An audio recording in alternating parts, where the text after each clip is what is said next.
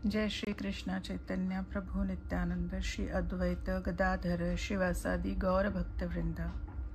हरे कृष्ण कृष्ण कृष्ण हरे हरे, हरे राम राम राम हरे हरे।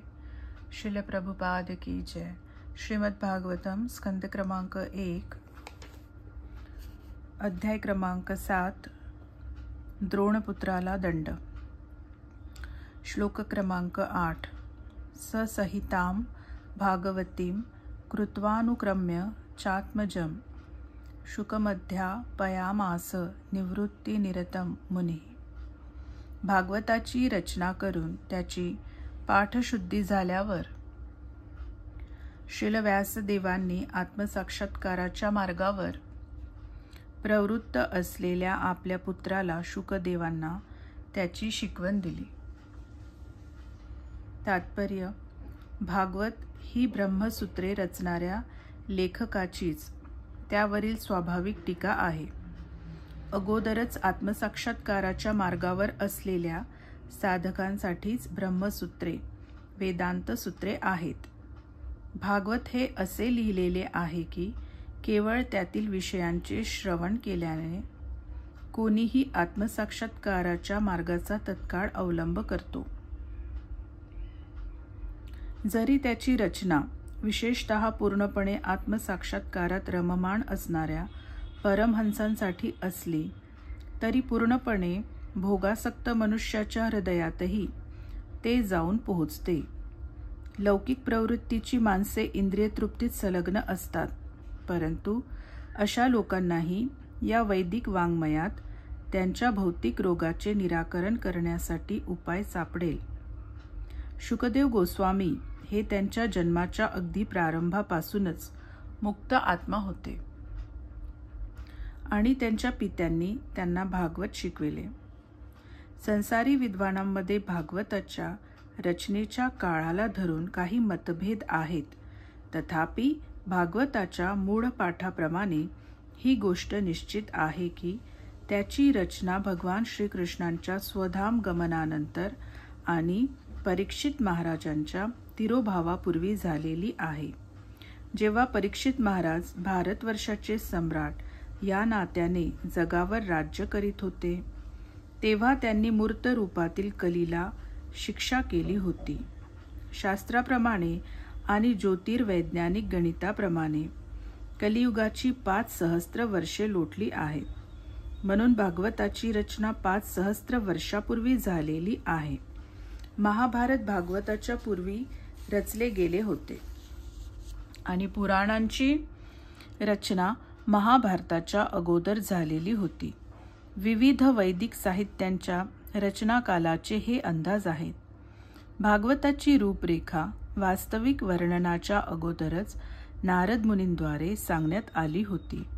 भागवत हे निवृत्ती मार्गाचे अनुसरण करण्यासाठीचे शास्त्र आहे।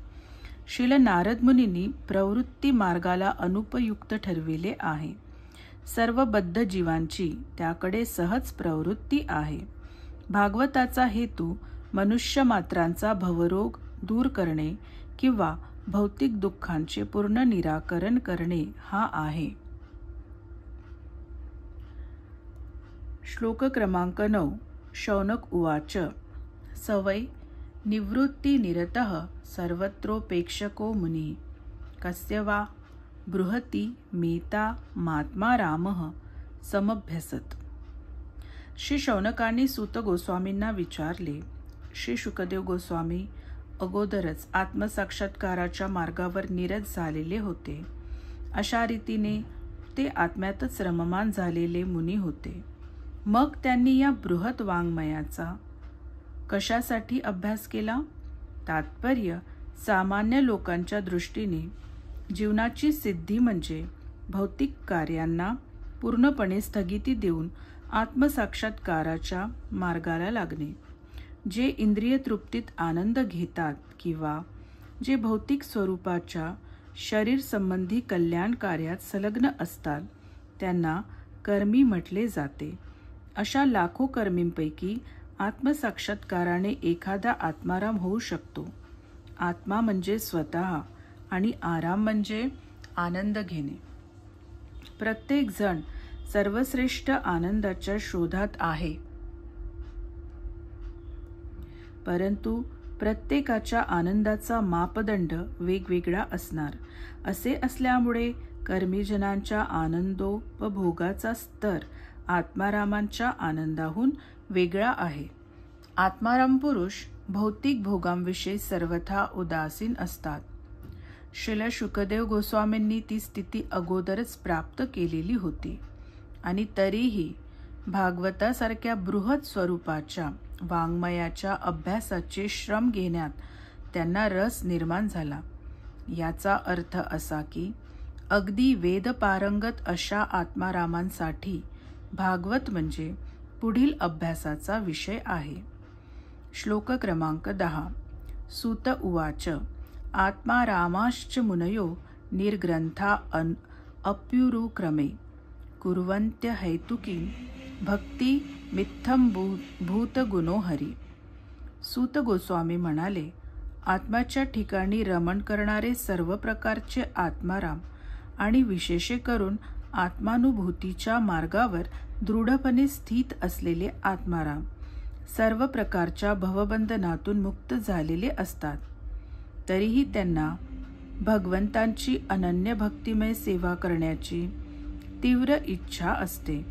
याचे कारण म्हणजे भगवंत दिव्य गुण संपन्न असल्या कारणाने मुक्त आत्म्यासहित सर्वांनाच आकर्षित करणारे आहेत.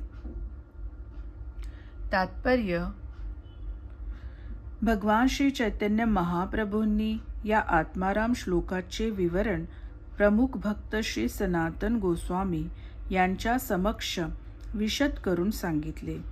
ते या श्लोकाची 11 पदे मांडतात.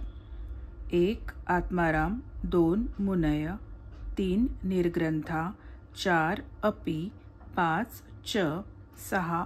उरुक्रम, 7. कुर्वन्ति, 8. अहैतुकीं, 9. भक्तिम, 10. इत्थम भूतगुणः आणि 11. हरी. संस्कृत विश्व प्रकाश शब्दकोशाप्रमाणे आत्माराम शब्दाचे 7 पर्याय आहेत. 1. ब्रह्म परमसत्य, 2. शरीर, 3. मन, 4. प्रयत्न, 5. सहिष्णुता, 6. बुद्धी, 7. सवयी.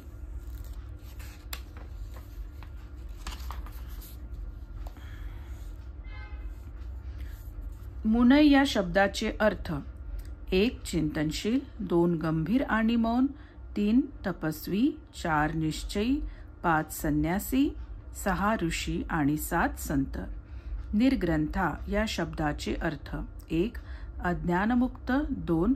शास्त्रांशी ज्याचा काहीच संबंध नाही असा नीतिशास्त्र, वेद, तत्वज्ञान, मनोविज्ञान, गूढविज्ञान इत्यादी शास्त्रांतर्गत विधिनिषेधाशी काहीच कर्तव्य नसलेला, अर्थात ज्याला नियमांचे बंधन लागू नसते असा मूर्ख, अशिक्षित, बालिश.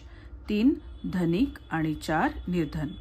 शब्दकोशानुसार नि उपसर्गाचा उपयोग होऊन होणारे अर्थ: 1. निश्चितता, 2. गणना, 3. रचना आणि 4. निषेध. ग्रंथ शब्दाचा अर्थ धन, मत, प्रतिपादन, शब्द, संपत्ती असा होतो. उरुक्रम या शब्दाचा अर्थ ज्यांच्या कार्याचा महिमा थोर आहे असा होतो. क्रम म्हणजे पाऊल टाकणे. उरुक्रम हा शब्द विशेष करून भगवंतांच्या वामन अवताराला उद्देशून योजिला जातो. त्यांनी आपल्या पावलाने संपूर्ण विश्व व्याप्त केले. भगवान विष्णू शक्तिमान आहेत. त्यांची कार्येही महिमापूर्ण आहेत. त्यांनी आपल्या अंतरंगा शक्तीने दिव्य जग निर्माण केले आणि बहिरंगा शक्तीने भौतिक जगाची रचना केली. ते आपल्या सर्वव्यापी स्वरूपाने सर्वत्र परमसत्याच्या रूपाने उपस्थित आहेत आणि स्वतःच्या वैयक्तिक रूपाने ते त्यांच्या गोलोक वैकुंठ नामक दिव्य धामात नित्य विराजमान आहेत. तेथे ते अनेकविध रूपात आपल्या दिव्य लीला प्रदर्शित करतात. त्यांच्या कार्याची तुलना कोणाशीही करता येणार नाही आणि अशा रीतीने उरुक्रम उरुक्रम शब्द केवळ त्यांनाच लागू होतो. संस्कृत धातू व्यवस्थेनुसार कुर्वंती हा शब्द इतरांसाठी काही करण्याच्या अर्थाने उपयोगात आणला जातो. म्हणून त्याचा अर्थ असा होतो की आत्माराम जन भगवंतांची प्रेमभक्ती करतात, ती स्वतःच्या स्वार्थासाठी नाही, तर भगवान उरुक्रमांच्या संतोषासाठी. हेतू म्हणजे कारण. इंद्रियांच्या संतोषाची अनेक कारणे असतात. त्यांची भौतिक भोग, सिद्धी, मुक्ती अशी वर्गवारी करता येते.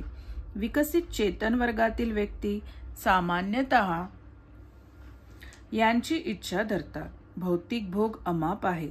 भ्रामक शक्तीने प्रभावित झाल्यामुळे भौतिकवादी त्यांच्यात अधिकाधिक वाढ करण्यात उत्सुक असतात. भौतिक भोगांच्या सूचीला अंत नाही आणि कोणीही या भौतिक विश्वात त्या सर्वांचा उपभोग करू शकणार नाही. योगसिद्धी एकूण 8 आहेत. अनुप्रमाणे सूक्ष्म रूप धारण करणे, भाररहित होणे, इच्छिलेले प्राप्त होणे, भौतिक सृष्टीवर सत्ता ठेवणे, प्राणीमात्रांवर नियंत्रण करणे, ग्रह गोल अंतराळात फेकणे इत्यादी. त्यांचे वर्णन भागवतात केलेले आहे. 5 प्रकारच्या मुक्ती आहेत. म्हणून अहैतुकी अर्थात विशुद्ध भक्ती म्हणजे वर वर्णिलेल्या व्यक्तिगत लाभांची इच्छा न ठेवता भगवंतांची केलेली प्रेममय सेवा. अशा सर्व प्रकारच्या वैयक्तिक लाभांच्या इच्छांपासून पूर्णपणे मुक्त असलेल्या निष्काम भक्तांच्या सेवेने सर्वशक्तिमान भगवान श्रीकृष्ण पूर्ण संतुष्ट होतात. भगवंतांची अशी विशुद्ध भक्ती वेगवेगळ्या टप्प्यांनी विकसित होते. भक्तीच्या आचरणाची भौतिक क्षेत्रातच 81 स्वरूपे आहेत. या सर्व कार्यांच्या वर भक्तीचे आध्यात्मिक स्तरावरील आचरण येते. ते एकाच स्वरूपाचे असून अशा आचरणाला साधन भक्ती म्हणतात. जेव्हा साधन भक्तीच्या निष्काम आचरणाद्वारे भगवंतांचे दिव्य प्रेम विकसित होते तेव्हा भगवंतांच्या दिव्य प्रेममय भक्तीचा प्रारंभ होतो. अशी प्रेमभक्ती क्रमशः 9 टप्प्यांनी विकसित होत जाते. आसक्ती, प्रेम, स्नेह, अनुभव, प्रणय, राग, अनुराग, भाव आणि विरह. शांत भक्ताची आसक्ती भगवंतांच्या दिव्य प्रेमापर्यंत विकसित होत जाते. सक्रिय सेवाभावी भक्ताची आसक्ती रागापर्यंत विकास पावते. सख्य भावातील भक्ताची आसक्ती अनुरागापर्यंत विकसित होते. वात्सल्य भावातील भक्ताची आसक्ती देखील अनुरागापर्यंत विकसित होते. माधुर्य भावातील भक्ताचा भाव तीव्र विरहापर्यंत विकसित होतो. भगवंतांच्या अहैतुकी भक्तीची ही काही लक्षणे आहेत. हरिभक्ती सुधोदयानुसार इत्थंभूत या शब्दाचा अर्थ पूर्ण आनंद असा आहे. निराकार ब्रह्माच्या साक्षात्कारातील दिव्य आनंद गायीच्या खुराणे झालेल्या खळग्यातील पाण्याच्या मात्रेसारखा अल्प आहे. भगवंतांच्या साक्षात्कारातून होणाऱ्या आनंदाच्या तुलनेत तो तुच्छ आहे. भगवंतांचे व्यक्तिगत रूप इतके आकर्षक आहे की त्यात पूर्ण आकर्षण, पूर्ण आनंद आणि सर्व रसांचा मेळ आहे. भगवंतांचे असे आकर्षण इतके प्रभावी असते की त्यामुळे कोणीही भौतिक भोगांची, योगसिद्धींची आणि मुक्तीची इच्छा करीत नाही.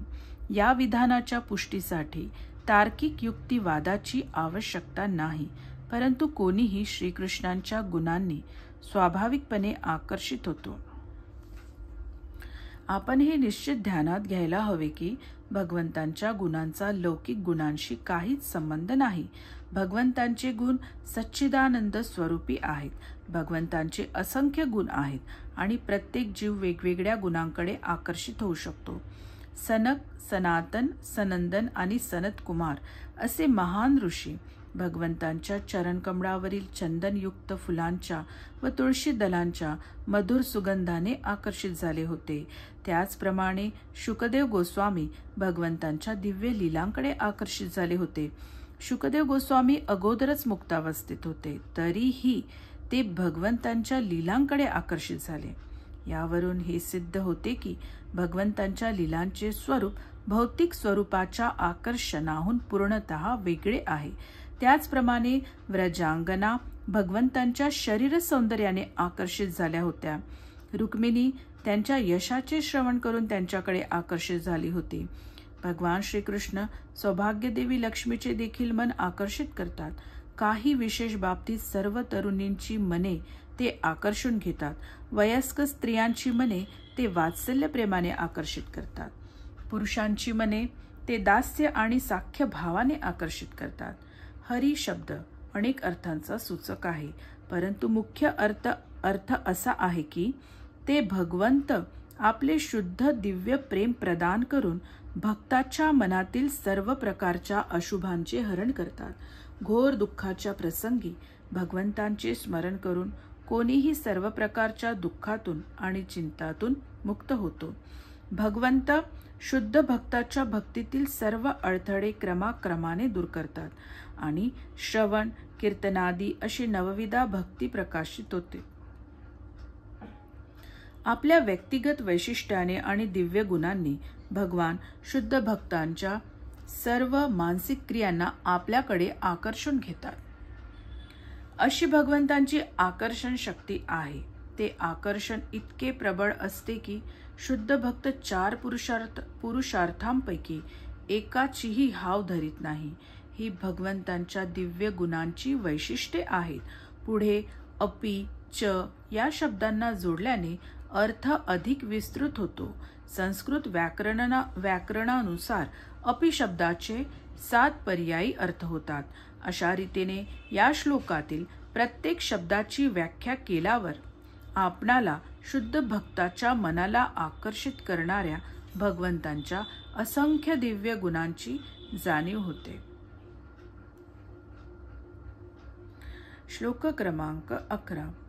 हरेर गुणाक्षिप्त मतिर्भगवान बादरायणी अद्य गान महदाख्यानम नित्यम विष्णू जनप्रिय.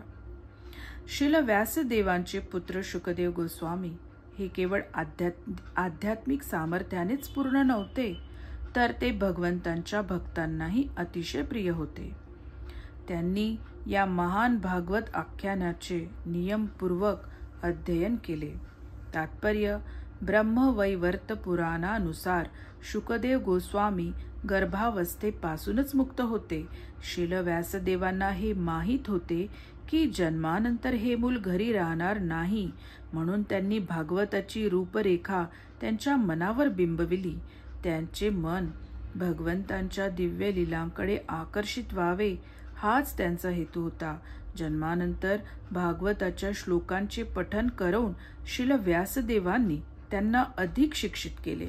तात्पर्य असे की साधारणपणे मुक्तात्मे अद्वैती धारणेप्रमाणे ब्रह्मात विलीन होण्याच्या उद्देशाने निराकार ब्रह्मात आसक्त झालेले असतात, परंतु व्यासदेवांसारख्या शुद्ध भक्ताच्या सहवासाने मुक्त आत्माही भगवंतांच्या दिव्य गुणांकडे आकर्षित झाला. श्री नारदांच्या कृपेने श्रील व्यासदेव भागवत सांगण्यास समर्थ झाले आणि व्यासदेवांच्या कृपेने श्रील शुकदेव गोस्वामी त्याचा आशय आत्मसात करू शकले. भगवंतांचे दिव्य गुण इतके आकर्षक आहेत की निराकार ब्रह्मात पूर्णपणे तन्मय राहण्याचे सोडून श्रील शुकदेव गोस्वामी स्वेच्छेने भगवंतांच्या व्यक्तिगत लीला तन्मय झाले. आपण परम सत्याच्या निराकार स्वरूपाच्या उपासनेत काळ व्यर्थ घालविला असा विचार करून शुकदेव गोस्वामी परत सत्याच्या निराकार भावनेतून पूर्णपणे मुक्त झाले होते. दुसऱ्या शब्दात त्यांनी परब्रह्माच्या निराकारापेक्षा वैयक्तिक स्वरूपात अधिक दिव्य आनंद अनुभविला. त्या वेळेपासून ते विष्णूजनांना किंवा भगवंतांच्या भक्तांना प्रिय झाले. इतकेच नाही तर त्यांनाही विष्णूजन अतिशय प्रिय झाले. भक्त जे जीवाचे व्यक्तिमत्व नष्ट करू इच्छित नाहीत आणि भगवंतांचे परिचारक होण्याची इच्छा ठेवतात, त्यांना निराकारवाद्यांची आवड नसते. त्याचप्रमाणे ब्रह्माशी एकरूप होण्याची इच्छा धरणाऱ्या निराकारवाद्यांना भगवत भक्तांचे मूल्यांकन करता येत नाही. याप्रमाणे पूर्वीपासून अशा 2 प्रकारच्या अध्यात्म मार्गावरील प्रवाशांमध्ये वेळोवेळी स्पर्धा होत आलेली आहे. दुसऱ्या शब्दात आत्यंतिक मान्यता वेगळी असल्याने एकमेकांपासून विभक्त राहण्यात त्यांना रुची असते. म्हणून असे दिसते की श्रील शुकदेव गोस्वामींनाही भक्तांविषयी आवड नव्हती, परंतु जेव्हापासून ते भगवंतांचे अनन्य भक्त झाले तेव्हापासून त्यांनी नेहमीच विष्णुजनांच्या संगतीची इच्छा धरली आणि ते आता एक व्यक्ती भागवत होते. विष्णुजनांनाही त्यांची संगत आवडू लागली. पिता पुत्र दोघेही ब्रह्मविषयीच्या दिव्य ज्ञानात पारंगत होते. दोघेही भगवंतांच्या व्यक्तिगत दिव्य गुणयुक्त रूपात तन्मय झाले होते. अशा रीतीने श्रील शुकदेव गोस्वामी श्रीमद भागवताच्या निरूपणाकडे कसे आकर्षित झाले हे या श्लोकातून पूर्णपणे स्पष्ट झाले. हरे कृष्णा कृष्ण कृष्ण हरे हरे, हरे राम राम राम हरे हरे. श्रील प्रभुपाद की जय.